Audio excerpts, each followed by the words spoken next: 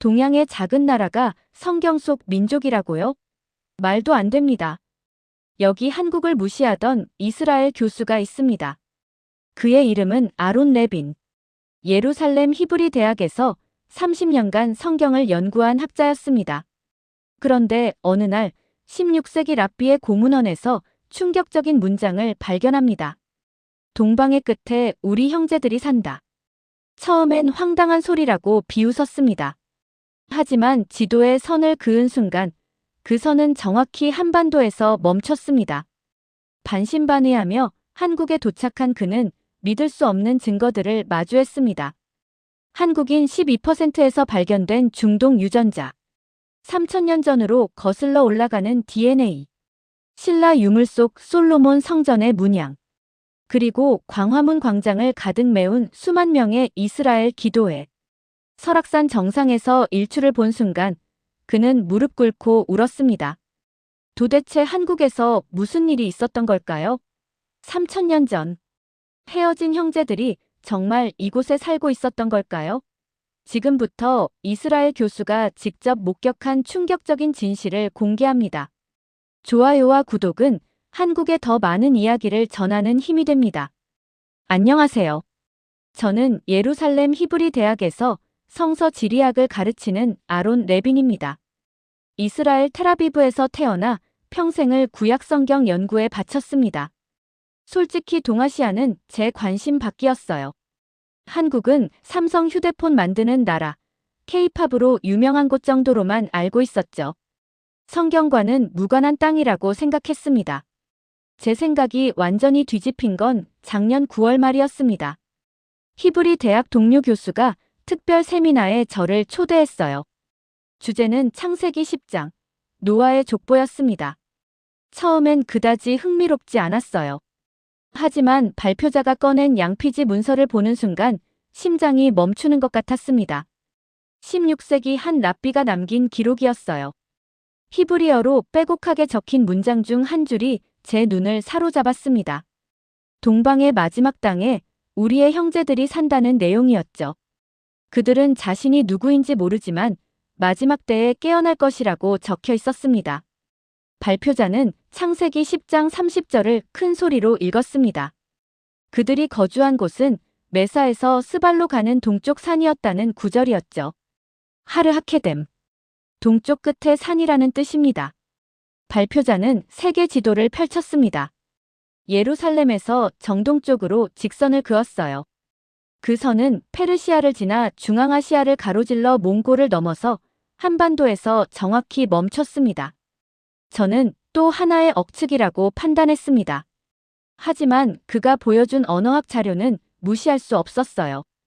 고대 한국어 어휘 중 하늘, 한, 백성 같은 기본 단어들이 히브리어 어근과 놀랍도록 유사하다는 분석이었습니다.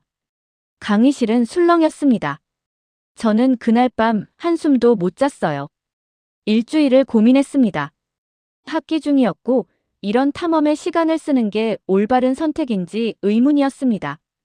하지만 학자적 양심이 저를 괴롭혔어요. 만약 이게 사실이라면 중요한 진실을 외면하는 것이 될 터였습니다. 결국 저는 인천행 항공권을 예매했습니다. 동료들에게는 아시아 기독교 현황 조사라고 둘러댔죠.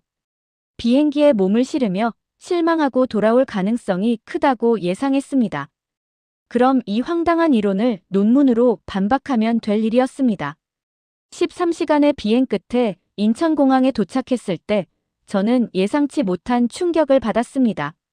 공항 자체가 하나의 거대한 예술 작품 같았어요. 천장이 높고 밝았으며 동선이 완벽하게 설계되어 있었죠. 안내 표지판은 5개 언어로 쓰여 있었고 직원들은 친절했습니다. 이곳이 70년 전 전쟁으로 폐허였던 나라라는 사실이 믿기지 않았어요. 제 첫 번째 선입견이 흔들리기 시작했습니다. 입국장을 나서자 한복을 입은 60대 남성이 제 이름이 적힌 팻말을 들고 있었습니다. 서울대학교 한국사학과의 한민수 교수였어요. 그의 영어는 유창했고 악수하는 손길에서 진심 어린 환대가 느껴졌습니다. 공항에서 서울로 향하는 고속도로 창밖 풍경은 제 예상을 완전히 벗어났어요. 현대적인 건물들, 정돈된 거리, 질서정연하게 달리는 차량들이 보였습니다. 한 교수는 운전하며 설명했습니다. 1950년대만 해도 이 나라는 세계 최빈국이었다고 했어요. 1인당 국민 소득이 67달러였다는 겁니다. 지금은 3만 달러가 넘는다고 했습니다. 반세기 만에 일어난 변화였죠. 한강의 기적이라는 말은 들어봤지만 막상 보니 경제학 교과서로는 설명이 안 되는 것 같았습니다. 우리는 서울 시내로 들어섰고 한강을 건넜습니다. 강변에는 공원이 조성되어 있었고 사람들이 자전거를 타거나 산책을 하고 있었어요. 한 교수가 설명했습니다. 저 강이 한강이라고 했어요. 큰 강이라는 뜻이지만 한이라는 글자는 여러 의미를 담고 있다고 했습니다. 하나, 크다, 그리고 하늘이라는 뜻도 된다는 겁니다. 우리 민족을 한민족이라고 부르는데 이건 하늘의 민족이라는 의미도 된다고 설명했습니다. 하늘의 민족이라는 표현이 귓가에 맴돌았습니다. 이스라엘도 스스로를 하나님의 백성이라고 부르죠. 우연의 일치일까 하는 의문이 들었습니다. 호텔에 짐을 풀고 우리는 저녁 식사를 위해 전통 한식당으로 갔습니다. 상에 올라온 음식들은 생소했지만 어딘가 중동과 비슷한 느낌이 들었어요. 발효 음식을 중시하고 채소와 곡물이 중심이며 국물 요리가 많다는 점이 그랬습니다. 한 교수는 김치를 가리키며 말했습니다. 한국은 발효 문화를 매우 중시한다고 했어요. 장을 담그고 김치를 담그는 것이 수천 년 전부터 내려온 전통이라고 설명했습니다. 유대인들도 발효빵을 먹는다고 제가 말했습니다. 발효에 대한 종교적 의미 부여가 비슷하다는 생각이 들었어요. 그날 밤 호텔 창밖으로 서울 야경을 바라봤습니다. 수많은 빌딩에 불이 켜져 있었고 그중 유독 눈에 띄는 게 있었습니다. 붉은 십자가 불빛이었어요. 블록마다 서너 개씩 보였습니다. 다음 날 아침 한 교수는 저를 서울 강남에 있는 유전학 연구소로 데려갔습니다. 현대적인 건물이었고 최첨단 장비들이 즐비했어요. 연구소장실에서 50대 중반의 여성이 우리를 맞았습니다. 김지현 소장이었습니다. 그녀의 영어는 유창했고 눈빛은 예리했어요. 한 교수님께 연락받고 자료를 준비했다며 아마 놀라실 것이라고 말했습니다. 회의실로 이동했고 김 소장은 대형 스크린에 자료를 띄웠습니다. 2020년부터 이 연구소는 한국인 유전자에 대한 대규모 연구를 진행했다고 설명했어요. 10만 명의 샘플을 분석했다는 겁니다.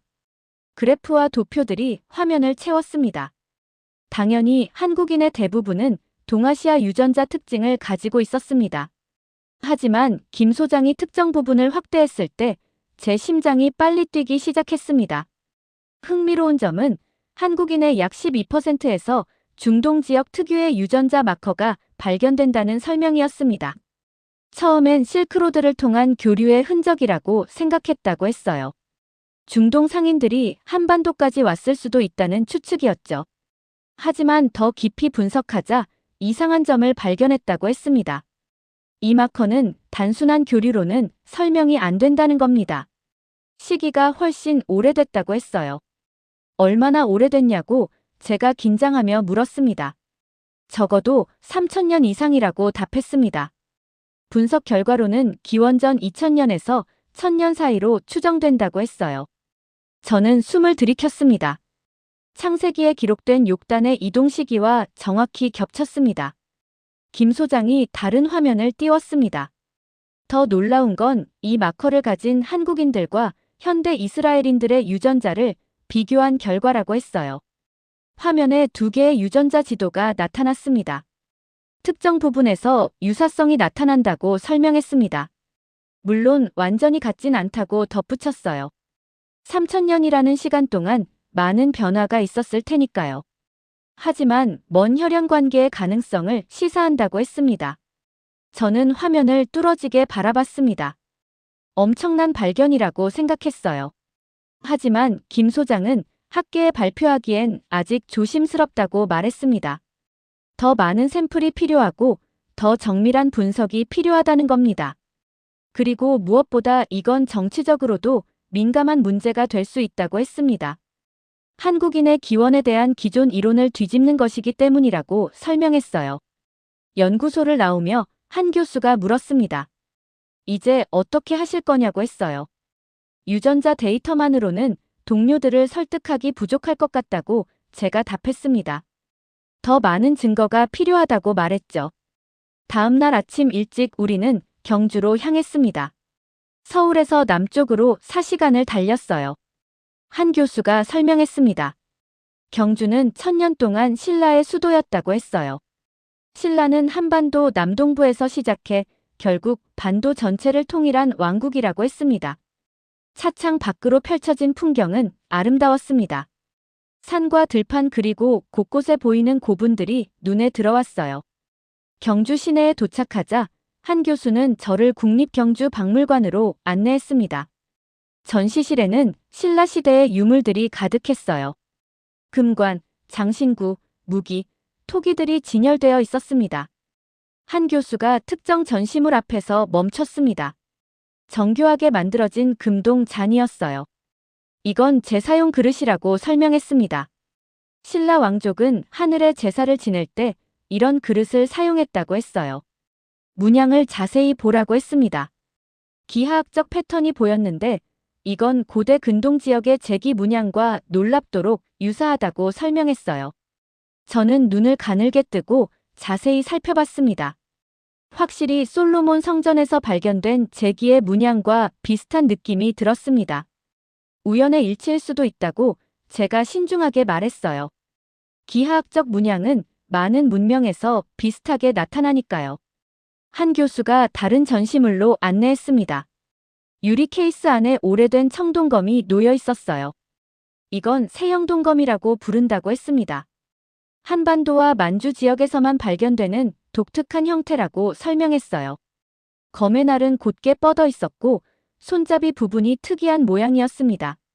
그런데 이와 비슷한 형태의 검이 고대 근동 지역에서도 발견된다고 했어요.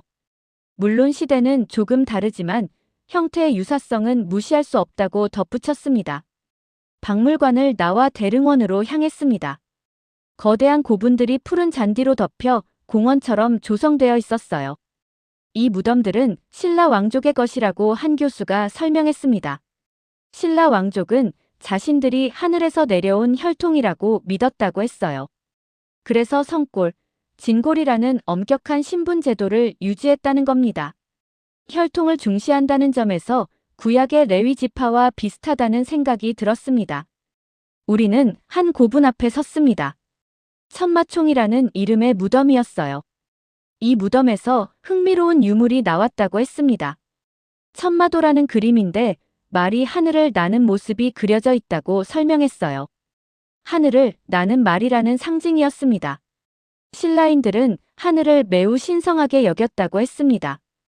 왕은 하늘의 아들이고 죽으면 하늘로 돌아간다고 믿었다는 겁니다. 신라라는 이름 자체가 새로운 날이라는 뜻이라고 한 교수가 계속 설명했습니다. 그들은 스스로를 동방의 군자라고 불렀다고 했어요. 경주를 떠나 우리는 다시 북쪽으로 향했습니다. 설악산으로 가는 길이었어요. 고속도로 양옆으로 산들이 끝없이 펼쳐졌습니다. 한 교수가 설명했습니다. 백두산에서 시작해서 지리산까지 1400km의 산줄기라고 했어요. 우리는 이걸 백두대간이라고 부른다고 했습니다. 민족의 등뼈라는 뜻이라고 설명했어요.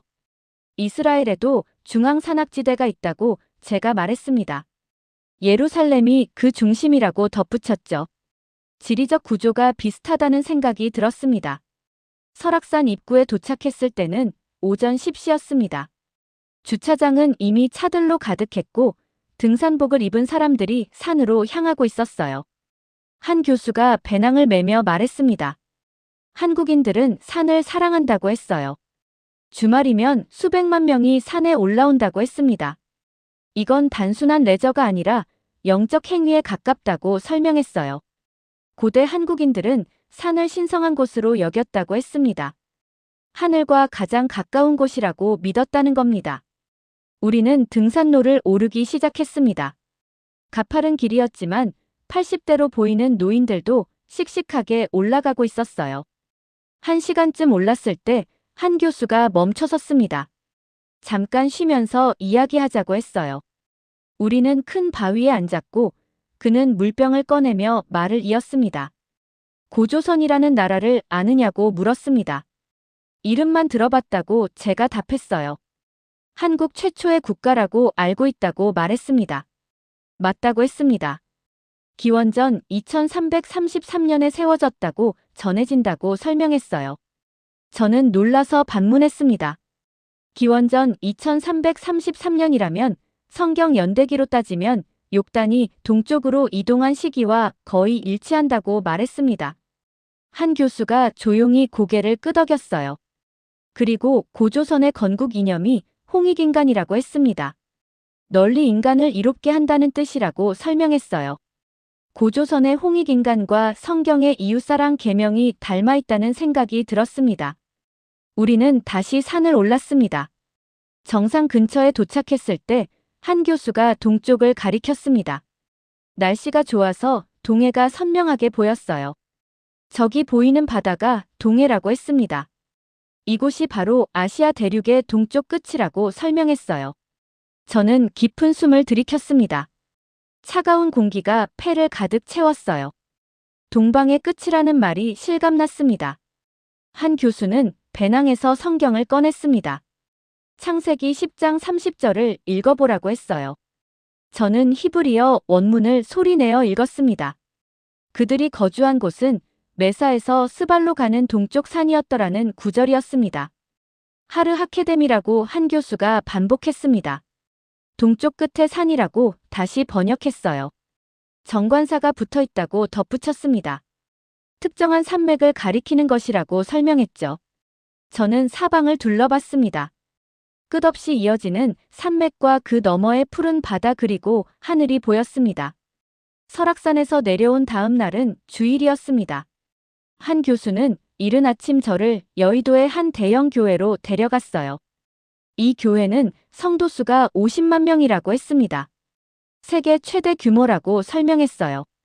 차에서 내리자마자 저는 압도당했습니다. 수만 명의 사람들이 교회로 향하고 있었어요.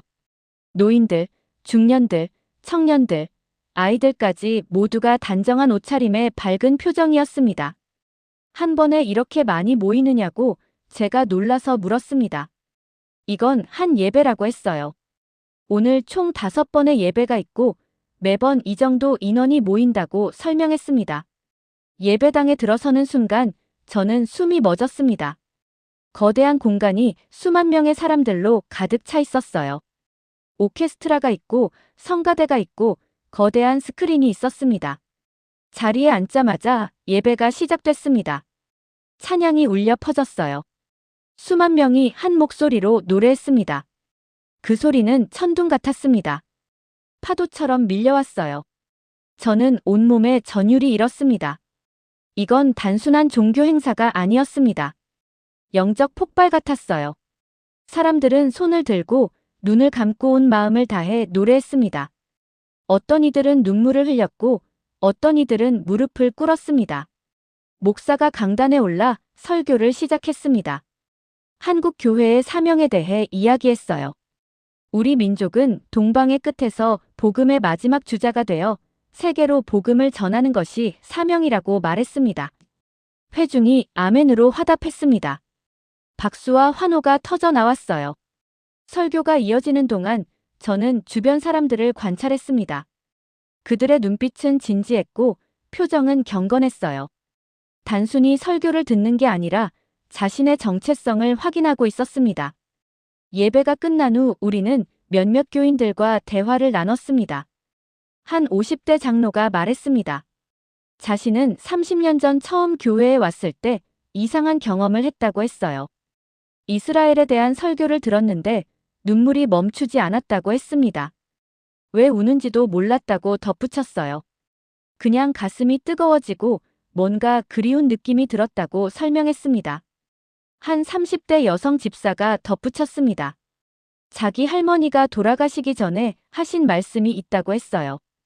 우리는 서쪽에서 왔다고 말씀하셨다는 겁니다. 언젠가 돌아가야 한다고 하셨다고 했습니다. 어디로 돌아가냐고 물었더니 약속의 땅이라고만 하셨다고 전했어요. 한 청년이 말했습니다. 자신은 히브리어를 공부하고 있다고 했어요. 신기한 게 히브리어 단어들이 낯설지 않다고 했습니다. 특히 하늘, 민족, 땅 같은 기본 단어들은 한국어와 어원이 비슷한 느낌이라고 설명했습니다.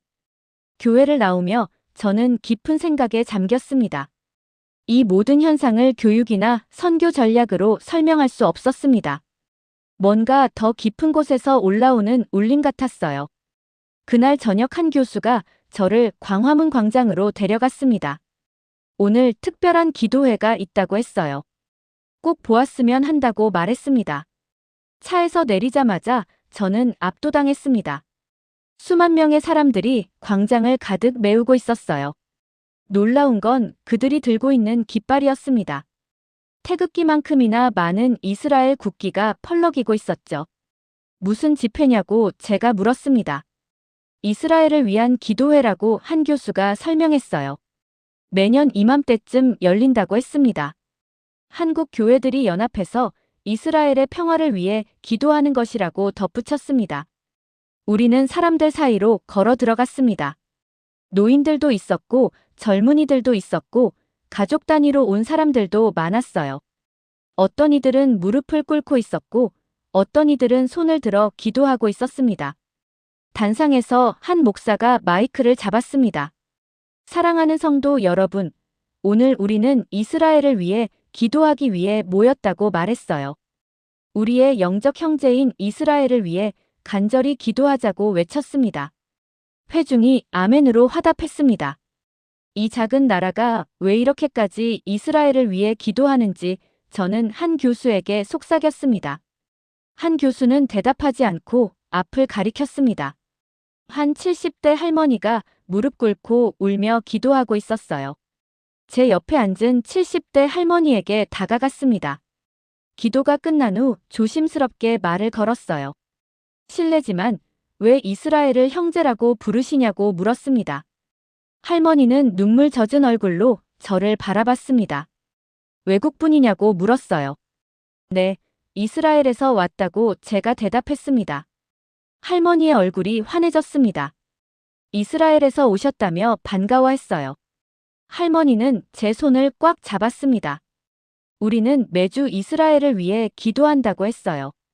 왜냐고 물으면 그냥 마음이 그렇다고 답했습니다. 설명할 순 없지만 이스라엘이 고통받으면 우리도 아프다고 말했습니다.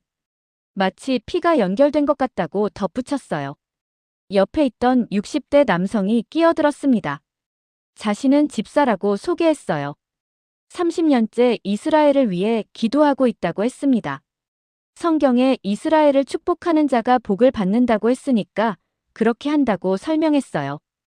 하지만 그것만이 아니라고 덧붙였습니다. 뭔가 본능적인 것이라고 했어요. 이스라엘 뉴스를 보면 남의 일 같지가 않다고 말했습니다.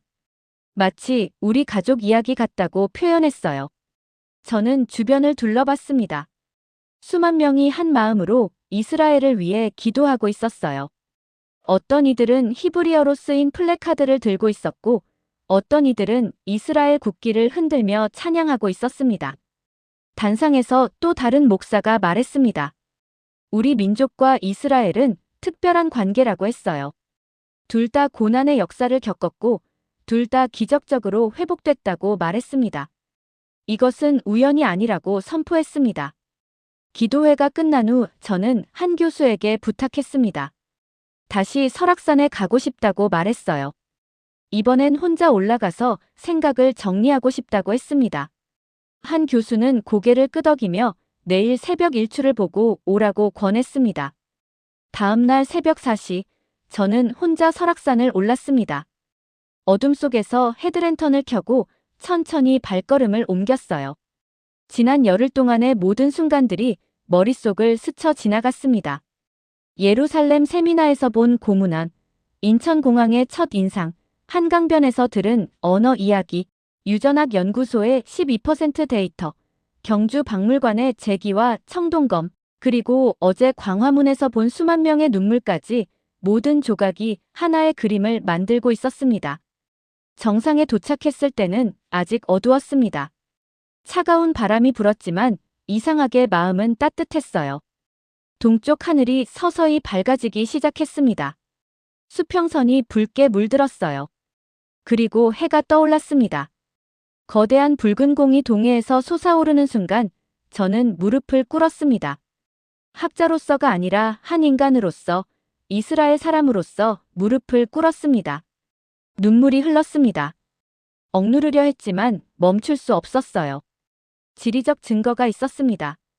예루살렘에서 정동쪽 끝, 산과 바다가 만나는 이곳이 성경이 말한 하르 하케뎀이었습니다.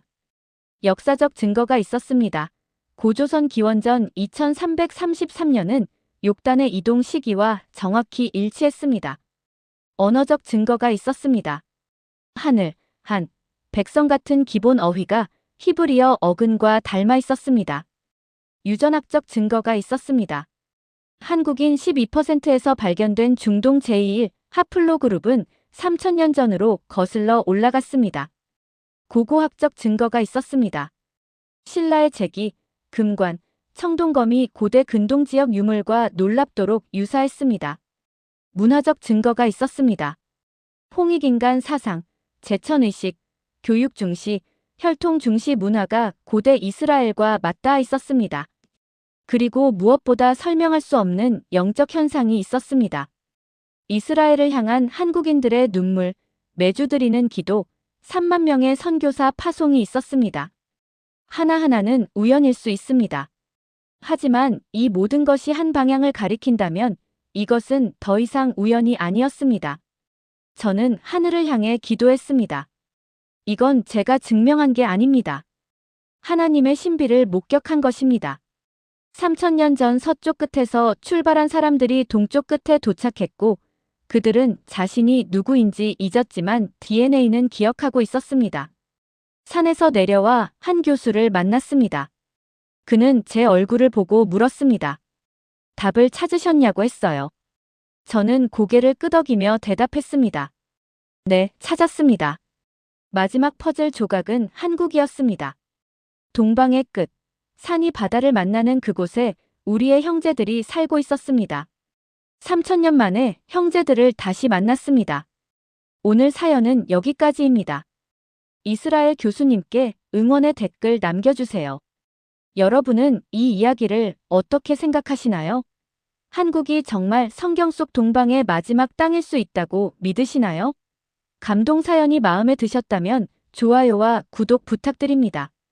한국을 응원하신다면 대한민국 파이팅이라고 댓글로 남겨주세요.